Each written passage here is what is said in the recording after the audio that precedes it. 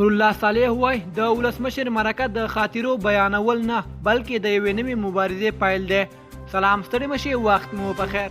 په AFG پلس چینل کې درته ښه راغلاست وایم. AFG پلس چینل تل ستاسو په چوپړ کې، نو همدا اوس درسره چینل سبسکرایب کړئ. د افغانستان د بې واکه شوي ولسمشر محمد اشرف غني لومړی مرستیال امرالله صالح تر څو میاشتني ځنډ وروسته د ولسمشر غني لومړنۍ مرکې د یوې نوې مبارزې پیل ګڼلی. هغه پر خپلې ټویټر پاڼه لیکلي چې دا مبارزه به د افغانستان د قضیې د حل لارې لپاره وي. هغه نه د روښانه کړي چې دا مبارزه به په کومه بڼه او څنګه مخته وړل کیږي. له دې سره د ولسمشر غني مرستیال ټینګار کړی چې د طالبانو پر وړاندې په جنګېدو پښیمانه نه دي او پر ویاړي.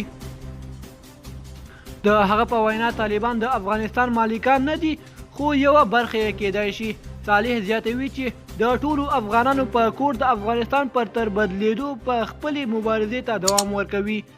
د یو ځل بیا ویلي چې افغانستان ډیر لوی دی او پاکستان یې نشي خوړلی. طالبانو په دې اړه کوم غبرګون نه دی ښودلی. دوستانو زموږ خبر تر همدې ځای و، تر بیا ښه وخت.